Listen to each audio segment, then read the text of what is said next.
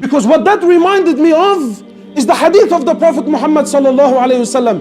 Whatever you live on, the deen that you live on, whatever you claim it to be, whatever you lived on, trust me, that's what you're going to die on. And don't you dare for a moment think that every person that gets cancer or every person that goes through a test like that it's a it's a good thing for him. Sometimes it's the opposite. Sometimes it's the opposite. You see, it happened to be good for him because he lived a life that was pleasing to Allah. He remembered Allah in good times. Therefore, Allah subhanahu wa ta'ala remembered him in times of difficulty. Trust me, I believe that Allah didn't give it to him simply because, wallah, he's Muhammad now again, he happens to be special. No. He worked hard when things were good, when things were easy, when people usually forget Allah, when people usually don't have time for deen, when people usually don't have time for the masjid. He remembered Allah then, so therefore Allah subhanahu wa ta'ala remembered him when he needed him the most. Allah there remembered him. Allah subhanahu wa ta'ala stayed with him. And Allah subhanahu wa ta'ala allowed him to die bi-idhnillah successfully.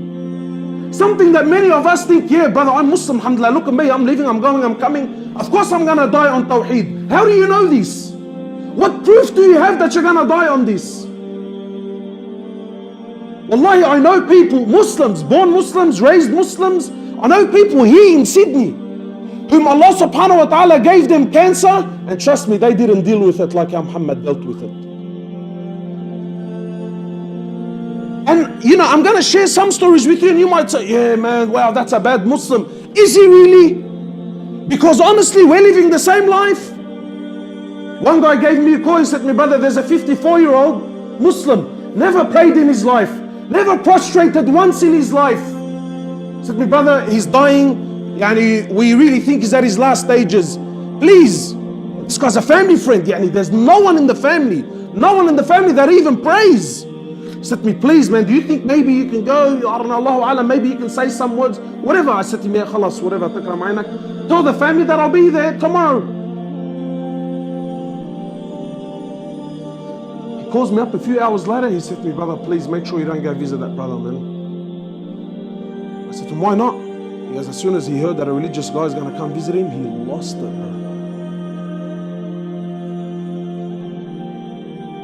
He lost it. In fact, he ordered the hospital that no one is to visit me from now on except my immediate family. He died 2 days after that. Now, I'm not saying he died on kufr or no. Wallahi, whatever he died on, that's between him and Allah. But because you live that life, you die on that. You live that life, you die on that. And I want you to think about your life. Because tonight I'm not questioning your faith. I'm not questioning, do you love Allah? Habibi, we all talk the talk. Brother, I love Allah, I'll die for Allah. You know, I love the Prophet Muhammad sallallahu alaihi wasallam, I'll die for his sunnah. Yep. Habibi, Allah doesn't look for lip service. Allah looks for action. You look at your life. Do you really love Allah? Do you really love Salah? Do you really love the masjid? How do you know? But look at your relationship with it. If you're lucky, if you're a wali of Allah, if you're a gun, if you're an absolute gun, you come to Jum'ah's prayer. And not just any Jum'ah. Wallahi, I get phone calls, brother, can you tell me what time is the khutbah there? I'm like, yeah brother, so the khutbah starts at 1:15. He says, no, as in what time do you pray the salah for the khutbah? I said, brother, I'm telling you the khutbah is at 1:15. Who cares when the prayer is? You need to be there at 1:15. That's me, brother, I'm not interested in the khutbah. What time is the salah so I can double park? I come in, I pray my 2 rak'at, I gotta go, bro. You live on that deen, you die on that deen. You see, every one of us here, and I'm sure, wallahi, I don't doubt, every one of us thinks, brother, I'm the best Muslim. Wallahi, I love Allah. I love the Quran. Well, do you really love the Quran? How much of it have you memorized? I'm 33. Uqsam billah, I'm embarrassed to tell you how much Quran I've memorized. Wallahi, I'm embarrassed to tell you. Hala, come pull me aside, tell me, hey Hoblos, do you love the Quran? Astaghfirullah, bro, what are you saying? Wallah, I'll die for the Quran. Do you really, you spinner? Do you really? You still know the same 5 surah of Quran that you memorized when you were 6 years old. Allahu Alam if you even read it properly. 30 years of life has passed you and you haven't increased a single verse of Quran. And you want to come play the violin and tell me how much you love the Quran. Habibi, look, you're not standing in front of me, you're standing in front of Allah. But do you really? So don't think everyone that gets cancer, wallah, he deals with it nice. Brother, yeah, cancer is good. It gives you a time to repent. It gives you a chance. Yeah, I wish I get cancer. Allahu Akbar. Look how arrogant we are. Why is it that when you think cancer, everyone buckles? But didn't Allah tell you can die at any moment? Some of us have more yaqeen in the words of a doctor. Some of us have more yaqeen in the words of an unbeliever with a suit and a tie and a little certificate on the back. Some of us have more yaqeen in his words than the words of your Prophet Muhammad sallallahu alaihi wasallam. Nah, but astaghfirullah. Really, when you read the hadith and when you read the ayat of Quran, that can come to you at any moment, you don't panic. But when a doctor tells you, look brother, after looking at your tests, Allahu alam, we think you got about 2 weeks. 2 weeks? Is that all I have? You didn't react the same when Allah said you can die any moment. You didn't react the same. Every morning in the Sahih Hadith, what's the dua when you wake up in the morning? I'm not going to tell you what's going to happen next week. Last night, what's the dua?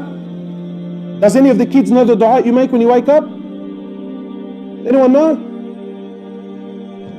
Alhamdulillah alladhi ahyana ba'dama. You were dead last night. You were dead last night. You were dead.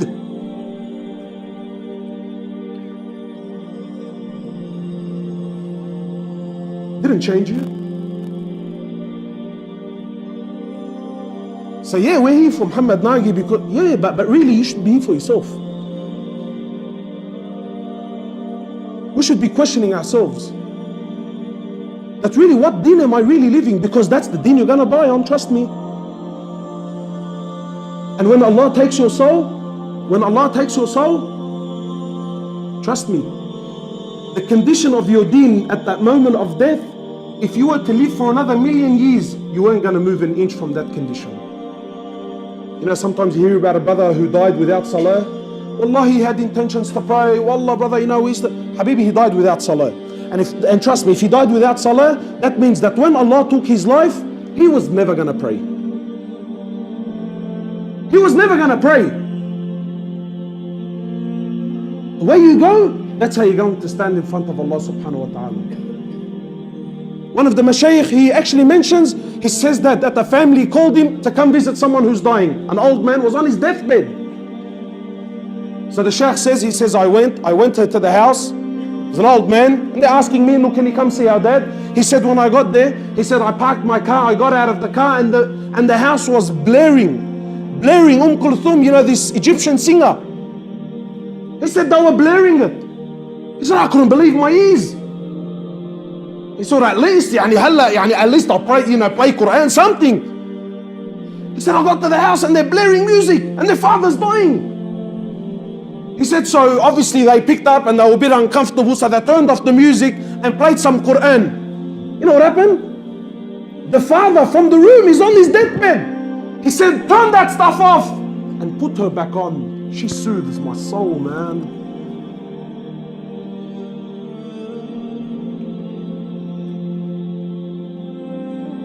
The life you live, that's how you're going to die. Don't kid yourself. Don't look at others, but look at yourself. How many more messages do you have to hear? How many more funerals do you have to attend?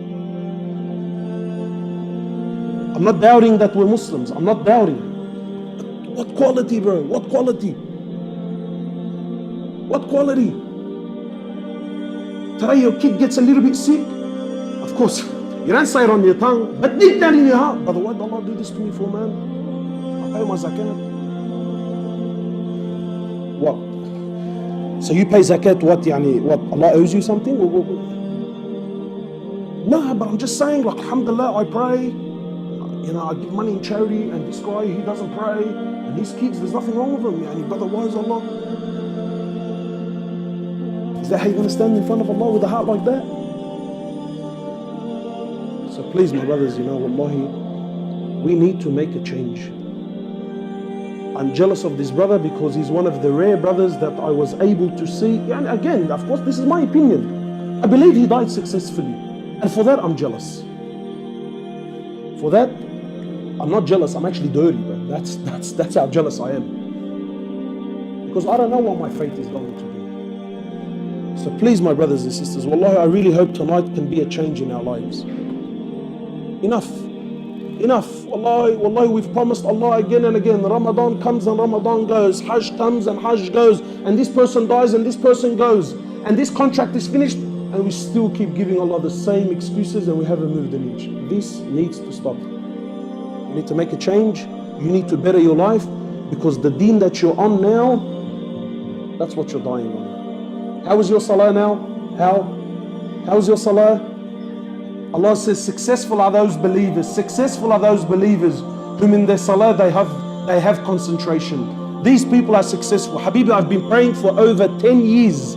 I've been praying for over 10 years, and uqsam billah, I still to this day, in my salah, Habibi, I think about anything and everything except Allah.